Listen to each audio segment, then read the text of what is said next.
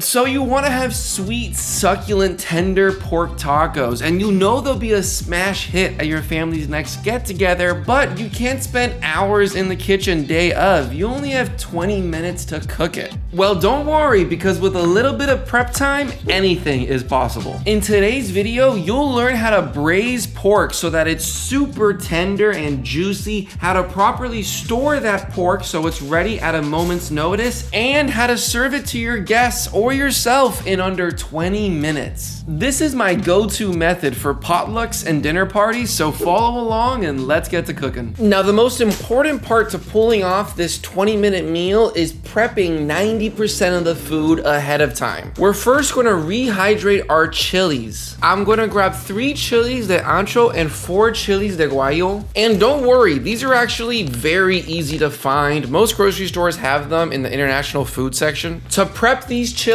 I'm going to cut the ends off and split them open, pouring out all the seeds from them. Once all your chilies are de-seeded, in a container, pour in 2 cups of chicken stock, and now you're going to microwave it for 3 minutes. After it's been nuked and is ripping hot, toss all your chilies in the broth so that they could rehydrate and develop their flavors. I'm gonna put a lid on it and set it aside to steep for 10 minutes. For our next bit of prep, I'm gonna quickly and roughly chop 1 red onion, followed by zesting 2 oranges and then juicing 4 oranges. You want about 1 cup worth of fresh orange juice. And please take the time to juice the orange yourself. It does make a big difference versus using the sugary processed orange juice. I'm gonna next slice 8 cloves of garlic, and look at how huge this one piece is. From there, we're gonna grab our meat, which is 4.5 pounds of boneless pork shoulder or Boston butt. This is a very easy cut of meat to find at any normal grocery store. To prep our pork, I'm gonna remove the butcher's twine and then split the piece in half down the middle and then cut it into 2-inch sections. If you cut the pork into pieces like this, braising it will be so much faster versus doing the whole piece. Now that's it for our prep work, and it's now time to develop all those flavors and braise our pork. I'm going to set my oven to broil and then lay down all of my pork on a sheet pan, giving it a healthy coverage of olive oil and then loading it into the top rack of my oven for 20 minutes. From here, I'll bring a large pot to medium-high heat, tossing in about 1 to 2 tablespoons of olive oil before throwing in all of our chopped red onions. Give it a pinch of salt and then saute them for around 2 to 3 minutes. Once they are slightly translucent, toss in 1 tablespoon of coriander and 1 tablespoon of cumin, toasting our spices for about a minute. And yes, I am holding my light with my hand while mixing. Next, toss in your garlic and saute them for around 30 seconds before tossing in 3 tablespoons of tomato paste. We're gonna saute that for another 2 minutes, and then from there, we're gonna toss in pretty much everything else. So we'll throw in our softened chilies as well as the liquid they steeped in, 1 cup of orange juice as well as the orange zest, 1.5 tablespoons of apple cider vinegar, 1.5 tablespoons of brown sugar, and 1 tablespoon of salt. Give it a mixing and then realize you need to change your lighting setup because it's being a little too annoying. Now from here, I'm gonna blend this all together using my immersion blender. Now if you don't have an immersion blender, then you'll just have to pour this in a regular blender, but be careful not to overfill your blender and make sure you're not closing your blender fully. You want to let that hot steam escape or it'll build up pressure. Once everything is nicely blended, you should have a volcanic looking, slightly orangey liquid.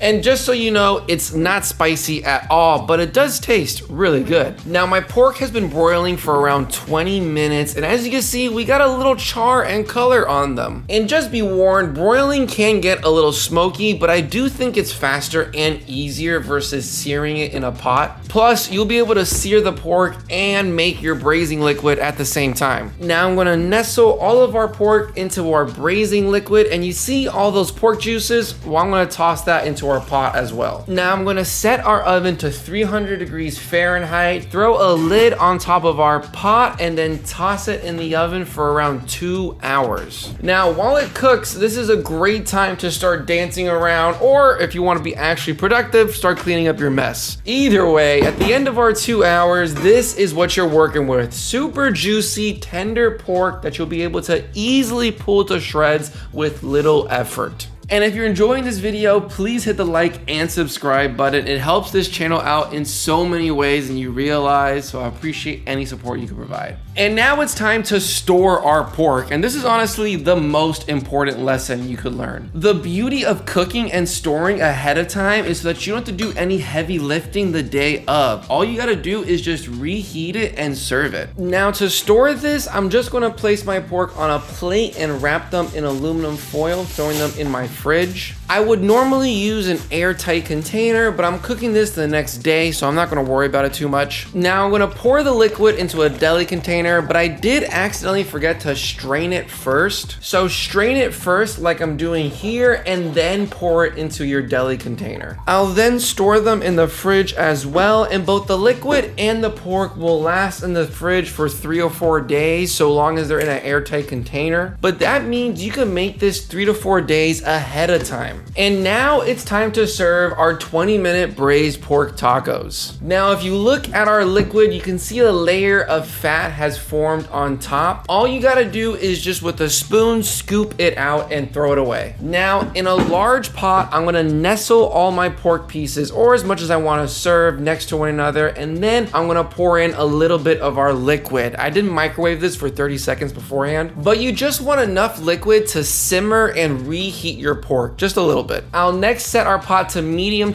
high heat, and then throw a lid on it and leave it alone for 10 to 15 minutes. In the meantime, we'll heat up some corn tortillas. I usually like to do this in a non-stick pan, but I'm gonna try something new and use my broiler again. I'm gonna toss my tortillas in the oven, letting them broil for around 1 to 2 minutes, depending how hot your broiler is. I'll then give them a flip and then broil the other side for about a minute until they're nicely done. I think using a non-stick pan is still better, but I was curious if this method would work, and I thought I did a pretty decent job. Now 10 minutes have passed and our pork is nicely reheated, becoming once again super tender and soft. How I like to serve this is I'll take the pork out and put them in a medium bowl like so, and then I'll drizzle a little bit of our liquid towards the bottom. I'll next decorate it with some thinly sliced red onions, and this is supposed to be cilantro, but I didn't have any, so I'm using Italian parsley instead. But you're done. You have served ready to eat braised pork with heated corn tortillas,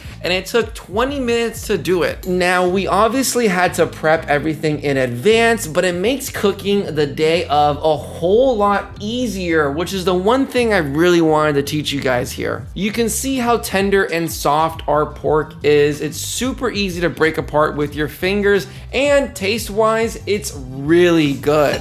I hope you guys enjoyed this video. If you did, please hit the like and subscribe button. If you want to see more videos like this, I'll link a video here for 3 sauces in under 5 minutes. Thank you so much for watching. Have a wonderful rest of your day.